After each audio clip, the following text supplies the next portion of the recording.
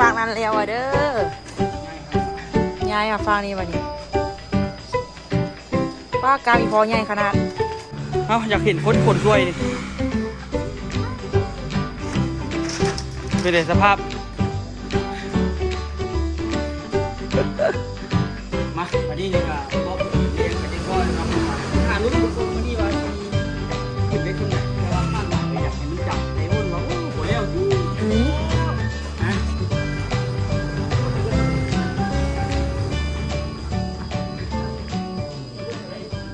สบายดีทุกคนสบายดีตอนสวยเด้อโอ้เรียบร้อยแล้วมื้อนี้นี่ก็แล้วฝากนี่นะทุกคนก็คือแล้วฝากนี่แล้วก็สิมาเฮ็ดโตกลุ่มกันข้ามนี่ต่อเนาะแต่บ่ฮู้ว่าสิแล้วบ่มื้อนี้แต่ก็สิพยายามเนาะมื้อนี้สองข้างนี่บ่ฮู้ว่าสิแล้วบ่ไอ้อ้นมาแล้วบ่แล้วค่อยว่าจักโมงแล้ววะมันไว้กันประมาณท่านชิ้นนี้ขึ้นไป แต่มันซาเพราะหนึ่ง2-3 ก้อนจริงๆนะเรื่องมันก็เป็นสู้ขึ้นมามือจนแฮวหมดไอ้งมมันปูนทั้งเทิงนี่นะกี้นี่ซักไปละทงมือมันงมปูนมาได้อะเพื่อว่าเป็นการเสียเวลาเดี๋ยวสิขนไม้ขนตอกมาเฮ็ดห่างอยู่ฟังนี่มันแล้วเนาะเฮ็ดห่างกับโบแล้วจักเทื่อจะเอามาเฮ็ดห่างบนขึ้นไปเทื่อสิไปเฮ็ดบนกออยู่นี่เนาะคิดก่อนคือที่ไหนใส่ตัวแล้วกายต่อฮะต้องผูกกายต่อมากเอาคุณเลยแหละมาตะลักลาก็ตั้งนี่โลดกายเลยมันจะใกล้ต่อซื้อคนนี้เอาลักล้านเล่นมาตั้งไว้นี่เลยแล้วก็กายต่อหอยอ้นนั่นปลายมันน่ะอ่ะทุกคนเดี๋ยวตัวสิไปมั่งอันนี้ก่อนมั่งอันนี้ง่ายม่องทุกคนแล้วละตัวสิแล้วกับปฏิโทหมดธรรมดา1 2 3 4 5 6แถวสิลองพยายามมึงเนาะทุกคนมือนี่สิแล้วบ่มีมือพักง่ายเบี้ยไปนะแต่ทายง่ายก็ง่ายไปตัวทายยากก็มีคือพวกนี้ก็เอาไปยากบอกอะยากน้ำมันขึ้นลงนี่แหละถ้าคนเป็นคนไทยคนเดียวเรามีคนเฮ็ดตัวแสดงใครเด้อันนี้ตัวแสดงกับเฮาคนไทยกับเฮา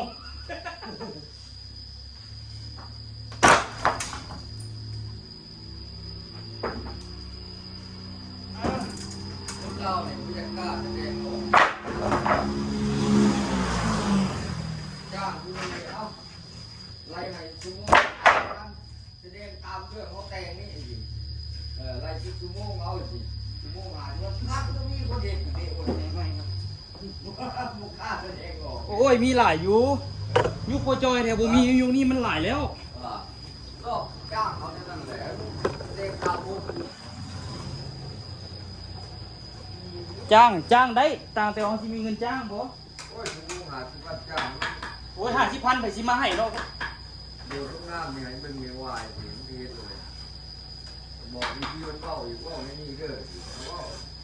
ปัญหาเพื่อน ไม่เป้าที่แหละมันสิคุ้มค่าบ่อันจ้างกระโดดน้ำนี่เป็นเขาได้คิดตั้ง30นาทีเขาโดดน้ำบ่พอนาทีซ้ำตามเรื่องเป็นเราถึงมาขึ้นวงหนึ่งหน่อยที่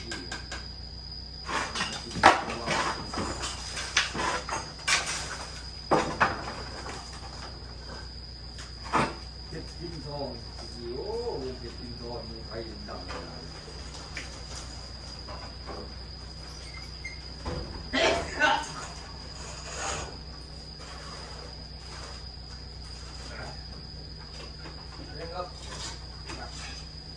ลูกก็เป็นเสียจ่าลูกนี่แต่คน2 คนก็แยกกันไปเดี๋ยวจะไปอีกเล่นไฟต้องกันนะไฟต้องไฟต้องไฟแล้วใช้เราคนแดดไปเนาะต้องไปนั่นเลยต้องไปกลางคืนผมต้นแดดได้เดี๋ยวเนาะจ้าเล่นตอนต้นแดดได้เจ้า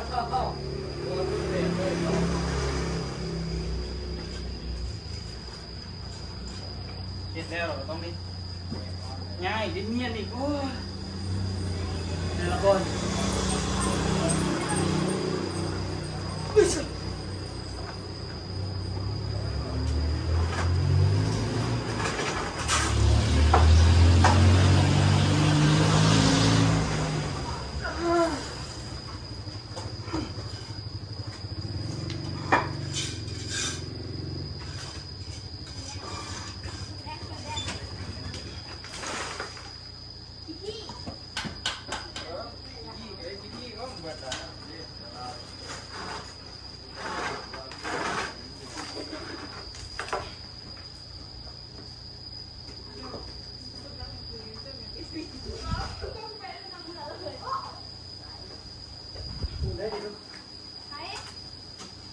เป็นข่าวประจอยให้นั่นก่อน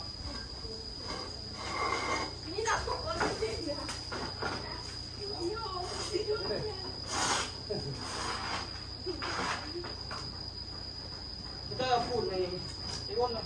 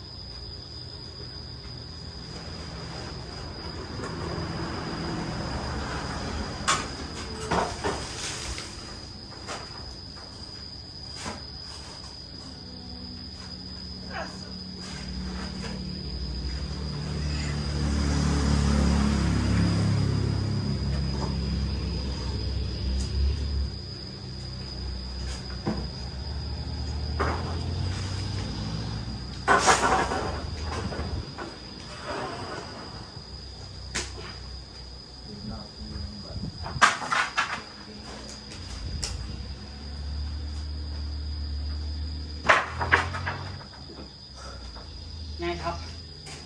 ง่ายครับจะเรียกว่ามันธรรมดา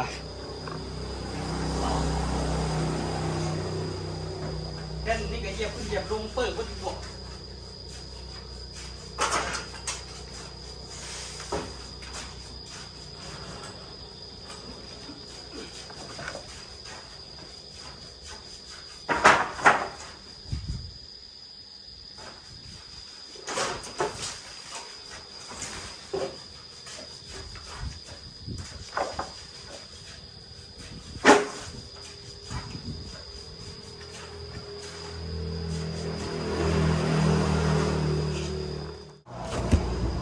นี่ฝากนั้นแล้วเด้อ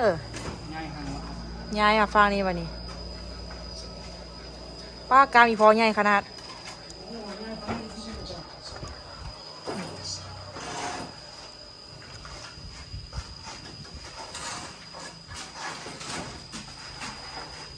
ส่วนที่คนง่ายเลยเรื่อย คือพอจ้อยคนเลย อ๋อคนปลูกบอกคนนี้ พอจ้อยยกบล็อกเนาะ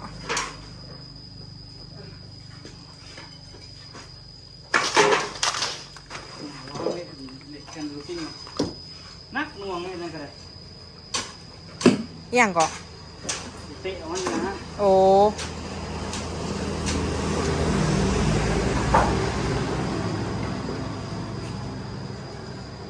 นี่เลย ไกลละไกลความเป็นจริงละมืออื่นนี่มืออื่นมือหืนเฮ็ดเกียมเฮ็ดห้องนอนอะไรเนาะ เป็นตัวกอของนอนนี่อยู่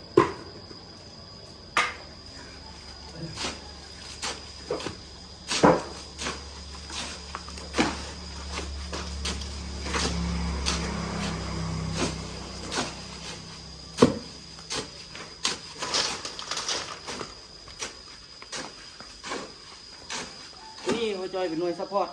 อืม นอนเป็นหน่วยซัพพอร์ต คือบอกออโต้ เดี๋ยวนี้ ฮะ คือบอกออโต้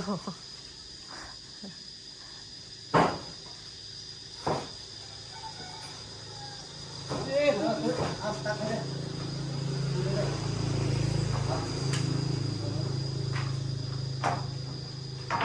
มันก็ดูตักให้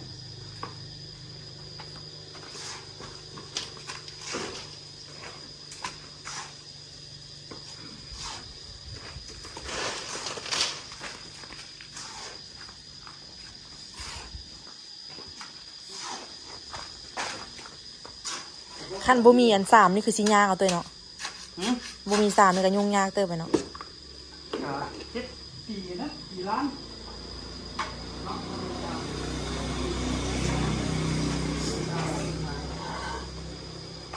หัวอัวครับผมซ้ำนะ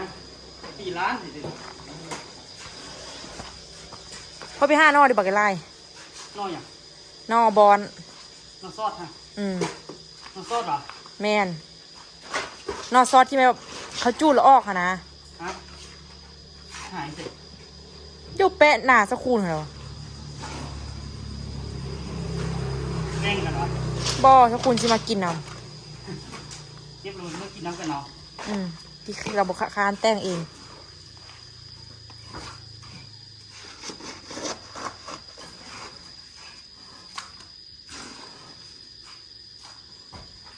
เสียงงอได้ซุ่มกันละครับเห็นบอก เว่าพื้นเจ้าวันนั้นนะ ไอ้อ้วนจะกว่า ต้นเหมือนกันกินเหล้าซุ่มกันละครับว่าพื้นมาดูดิ แม่นไหวอ้วนเอาระวัง ฝามาพูดแค่นี้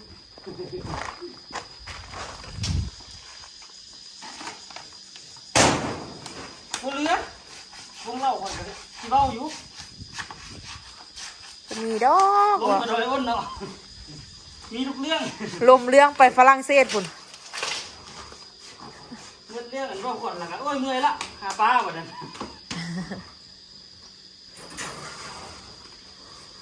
ลมทุกเรื่องละอยู่ตรงกันนี่ ลมลิ้นลมหัวพิศละ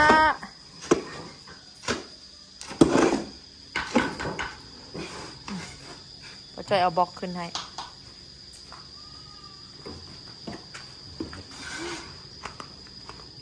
ขี้ไซอ้นนี้แข็งแห้งขนาดเนาะ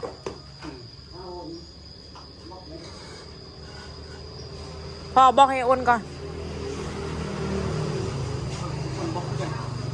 เดี๋ยวค่อยคนช่วยบ่ มาลองมาดู โอเค อยากเห็นคนฝนด้วยนี่เป็นไงสภาพเอาปลาโถส่งก้อนพุ่นน่ะปลาติโถลึกแท้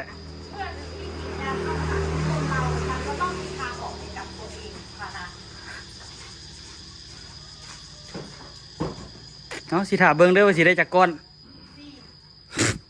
เศร้าซะคัน4ก้อนอ่ะน้ำมันนี่กับขันบ่เอาลงนี่ต่ำนี่กับพัดบ่ได้น้ำโอ้เศร้าเอ้ยบ่คือดอก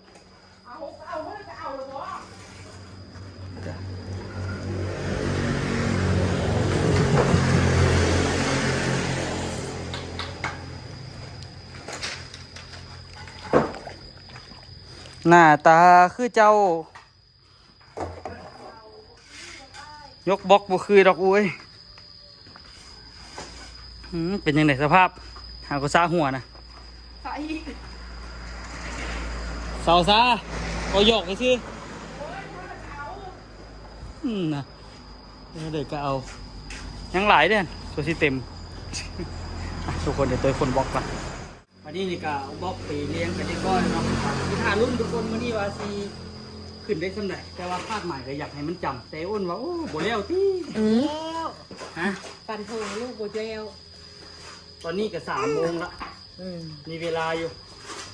เดี๋ยวเด็กกับเลี้ยวแต่ว่าขึ้นจะแค่เอาบูฮู้เนาะหนูเบิ่งเอาตัวเบิ่งพอ ตัวเวลาขั้นห้องที่กันยังคิดเทขานนี่ก็เนาะให้ขึ้นแล้วก็เนาะ เทแท้ เทบ้านเด้อ เทบ้าน เท นะ ทับห้องเยี่ยมมาเด้อเททับอันประตูเด้อมือเดียวกัน ฮะครับหมดอีกละโอ้ เอาตัวห้องโต้อย่างนี้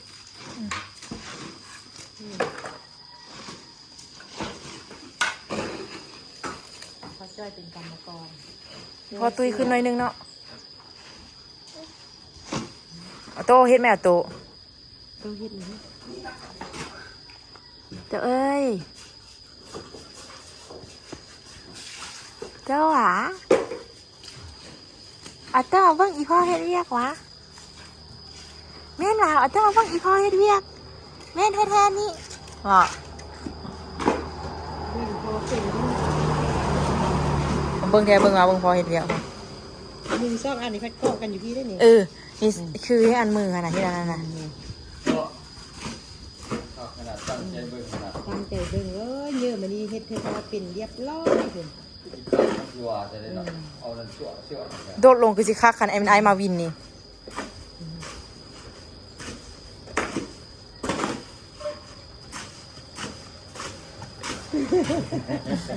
เบิ่งจนบ่ทับตา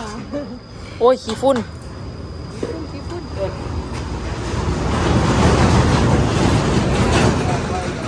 ้านครับ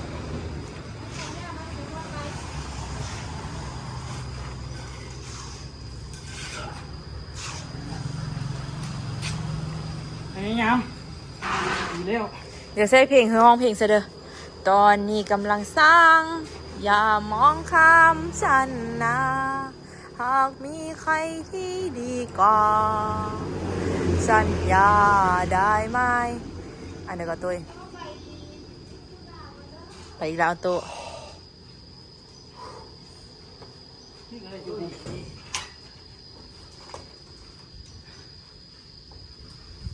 ขันเจ้าเฮ็ดแล้วน้ำหนักลงเจ้าลงมือละโลมือละโลตัวเนาะ โอ้ขนมมือละโลได้นี่ มือละโล10 โลมันสิบ่ให้เลยน่าได้นี่แหละเดี๋ยวฮอดเดือนแล้วมัน30 โล 30 โล เดี๋ยวมือเฮ็ดเรียกเขาได้ว่าเจ้าจ้าเนี่ยมือที่จอยพวกนี้มันยกมาแยกกับจอยละไม่ได้ตู่ซะโอ้ยวันนี้กินตัวแกที่คู่กันเนาะ ทรงตัวนี้นี่มีนาจะไปเฮอมานอนเธอนึงอะได้เป็นเอาเหยาะอยู่เนาะอีมีนาเอามาเตะทันเวียงเชียไปเฮอตัวมานอนว้า ต้องคู่ใจได้นะ บังอาจขนาด มันโมเมนต์ดอกโป่งตัวนี้ผมได้อาศัยแบบว่ามันหุ่มนั่นดอกมันหุ่มขาดี แล้วมันกับบุอึดอัด ทรงมันแบบมันข้าวล่มข้าวอ่อน มันบุอึดอัดดีมันบังขาดีเวลามันถึงอย่างปุ่นมันกับบุเจ็บบุแสบขนาดก็เอาไว้ไปป้าไปยังไงไปกินเบียร์เขาไปทุกสถานการณ์ ผ่านเสื้อสีเขียวเจ้าเนาะไปเที่ยวกับเสื้อพื้นนั้นกินเบียร์กับพื้นนั้น ทรงเสื้อนี่ตัวใดเอานุ่งหรือว่าอันนี้มักนุ่งเห็น มูช่วงอะไรพวกคนโคตรกิมซะ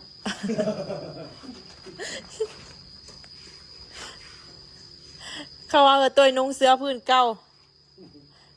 ที่จริงแล้วมีเสื้ออันนั้น6 โตว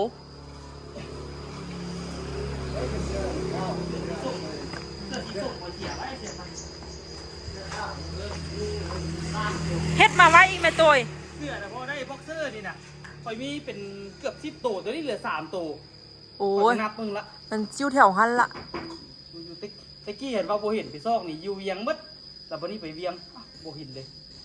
โบเห็นซอกใส่กับโบเห็นไปเวียงผมก็ไปลองซอกแล้วโบเห็นงึดขนาดบ็อกเซอร์เสีย บ่เสียดอก เพราะหมายมันเสียที่แบบว่าซอกโบเห็นขนาด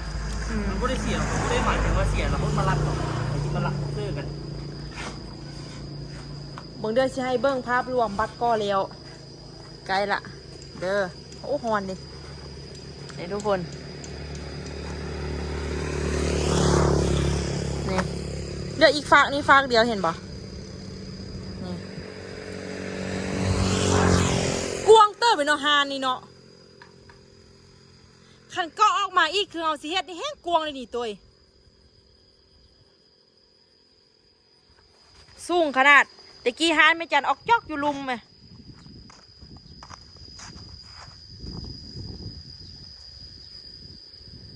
ยังบริจดซ้ำว่าหมดเงินอันหมดเท่าเดิมเมื่อวานตัวส่งไปกันยังบริจดก่อน โอ้ยเงินจุดไปตื้นแน่นะน้อยเลย อย่างน้อยก็ได้จดไว้ค่ะนะจดไว้เบิ้ง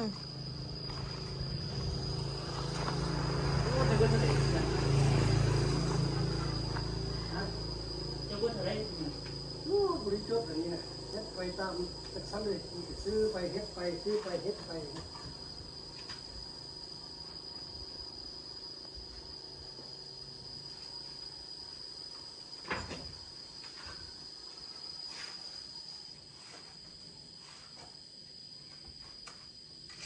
คิดอันเด้อ เหนียว พอจอยนางสึ่งอยู่ก็เลยว่าถามว่าคิดอันเด้อ เดี๋ยวเมื่อยแล้วมันโคตรมันดีบอก นี่อยู่เดี๋ยวคิดเมื่อยใจว่านะเสียแต่เนาะ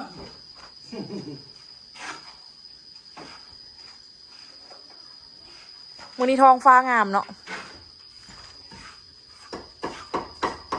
เมื่อนมีตัวกับนักโกทั้งนี้นะอย่าใช่ทั้งนั้นนะงามงาม แม่นแล้วอ่ะ เดี๋ยวเรียกป้าตัวเองบอกก่อนก่อนฟังไปตัดไปนี่ตัดก่อนไปเอาไปหน่อยบอกก่อน นี่ก็โคตรขี้ปูนเลย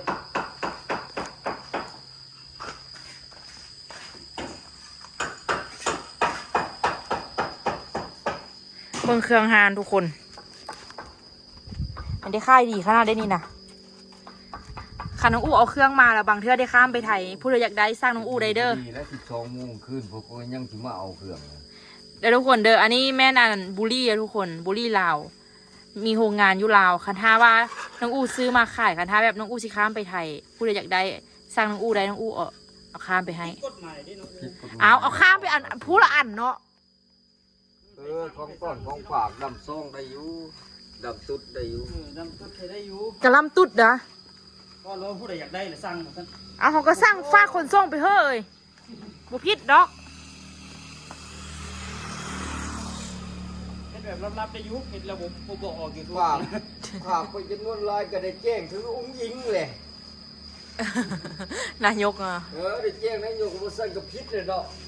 เข้าประเทศผิดกฎห บุ มาย พิษดอกนายกพิษตอนนี้นี่แหละ ที่ตอนเล่านี่ละ ผู้งามไปตัวมุมนี้ค่อยได้งูไปเด้องามเอาเฮ็ดนี่เด้อเฮ้ยนะปกเด้ออ่ะยิ้มเฮ้ยเอ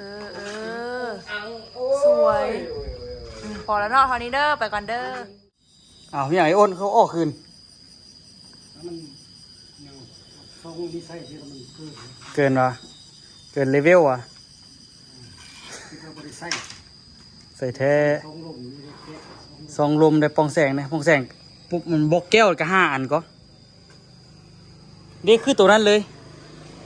คือตัวไฟเฮ็ดท่านน่ะบอกปองลม6 อันกับปะนะบอกแก้ว5 อันพอเราจุดที่ใส่ละเปิดหากกแถวที่3ฮะสู้เต็มที่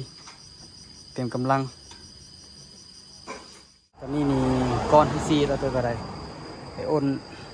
แถวที่7กำลังใส่ปองลมกันเรียบร้อยละตอนนี้ก็กอขึ้นอีกก้อนหนึ่งแล้วก็ได้ใส่ปองลมฮะสมมาพาควรอยู่ ซ้ำนี่เนี่ย ฮะ ซ้ำป้องเนี่ย บอแล้วใส่5ก็ แก้วน่ะ แมนใส่5ก็จ้อยเอาป้องอันนะแก้วให้ไอ้อ้นเนี่ย5 อัน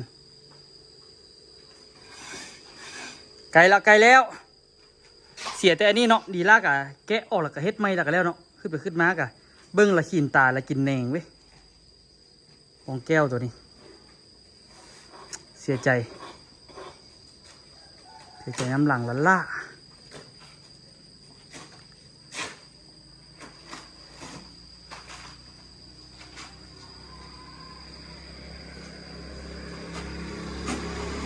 อันนี้กับบ่ฮู้ว่าสิได้ตัดใส่บ่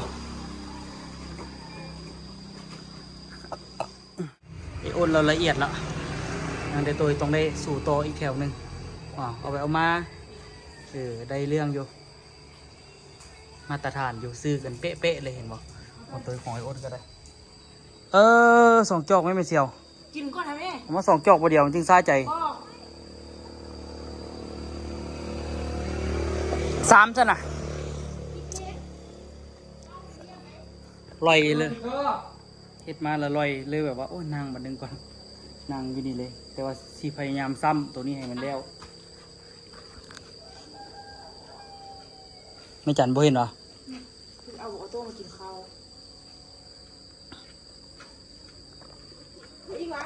พอละ ถึงมือ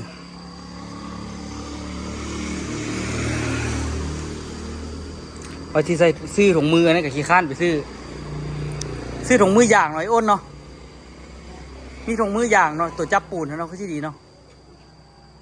ขี้ข้านไปซื้อไปแต่ละมือก็ได้โอ้สี่ภรรยามาครับเรียบร้อยละทุกคนตอนนี้นี่ตัวใส่นี่จนจบละทุกคนเนาะก็คือใส่บล็อกลมโอ้จนค่ำจนมืดทุกคนก็พอดีแล้วพอดีปูนกับมืดนี่มือแนวมืดโอ้ทุกคนถือว่าสมควรในมื้อนี้เนาะได้หลายสมควรเนาะสิลงไปอาบน้ำก่อนไปเบิ่งข้างหลังเนาะใกล้แล้วนี่มื้ออื่นนี่ปิดสองข้างนี้แล้วเนาะมื้ออื่นตัวสิเอาแต่เศร้าๆอีกปิดสองข้างนี้แล้วก็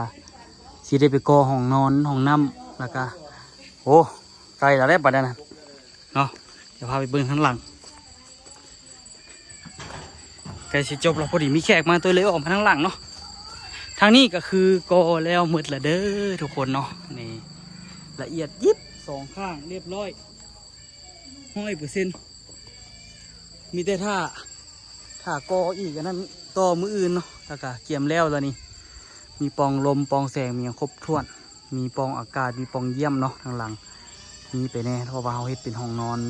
มีอย่างพร้อมเนาะเสียแต่ตัวเดียว ดีมื้อนั้นหัน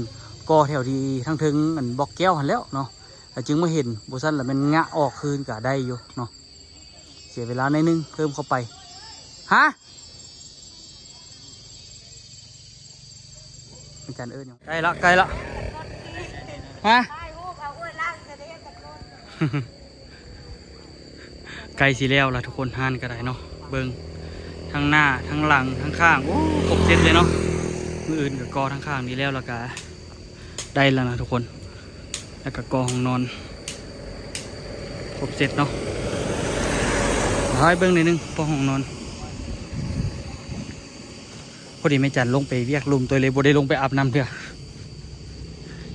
โอ้ลืมดินี่สิได้สั่งบอกเขาไว้มืออื่นเขาเจ้ามาส่งแต่เช้าเพราะว่าบอกมืดแล้วทุกคนนี่ห้องนี้ห้องน้ำเอาแท้ๆทุกคนสั่งมา300คือตอนนี้พอดีเบิดเลยพอดีบอกแบบบุเหลือจากก้อนเลยทุกคนประเทศเลยหาเจกับบ่มีแล้วนะตัวสุดท้ายนี่หามองเห็นบ่ได้ต่อ2อันตัวน้อยมาต่อกันมันจึงได้เนาะใกล้สิแล้วแล้วทุกคนบอกกับพอดีเบิดคักเบิดเนี่ยเดี๋ยวสิโทรหาสคูลเบิ่งสปีเบิ่งว่าเราสิมีบอกให้บ่เบิ่งบรรยากาศยามแรงทุกคนตัวนั่งอยู่กองหินนี่เลยเมื่อกี้ว่าสิลงไปอาบน้ำแล้วไม่จันบอกให้มาเฝ้าห้านก่อนไม่มองนางเลยมานั่งอยู่กองหินเลยปลาดาวมาแล้วเด้อทุกคนเอาปลาดาวไปไต่บอกกันโดนมาแล้วก็อุ้มหลานมืดมือ อุ้มแต่สวยคนแก้วมีแหงเลยแก้ว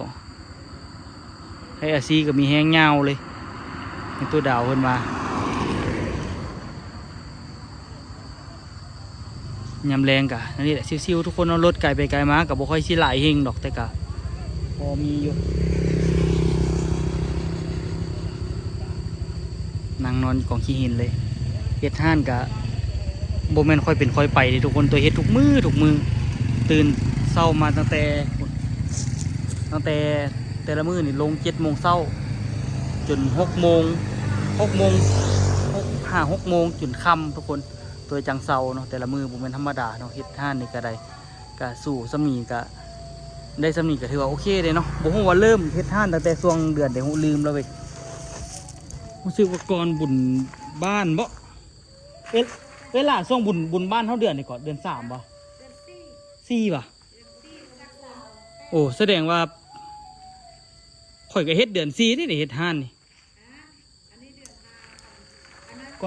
ก่อนบุญบ้านในเดียวข่อยเฮ็ดนะแล้วนั่งบุญบ้านอันใดจะเฮ็ดหาบอกข่อยเริ่มเฮ็ดธนาความหมายนะ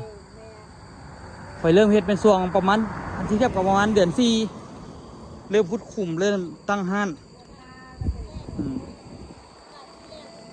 ฮะแต่เฮ็ดอันน่ะซอยบ่ซอยแม่น่ะอยู่วุ่นมี2สิ้นแล้วก็ แต่ว่าตอนนั้นเป็นลูกมือยังน้อยเด้จับบล็อกให้เขาผสมปูนยื่นให้เขาเฮ็ดเฮือนอยู่เวียงอ่ะเด้เฮ็ดเองก็ อันนี้นี่ถือว่าเป็นห้านแล้วก็เป็นเฮือนที่เฮ็ดโดยมือเฮ็ดโดยเงินโดยแหงตัวเองอีหลีเนาะทุกคนใครที่มักคลิปนี้ก็อย่าลืมฝากกดไลค์กดติดตาม2ตัวย่อย2ล้อพาเลาะเด้อสำหรับคลิปนี้ขอลำลาทุกคนกับบรรยากาศยามแรงเลยทุกคนเนาะมานั่งลบกันลิ้นซิวๆทุกคนไปเจอกันคลิปหน้าเด้อ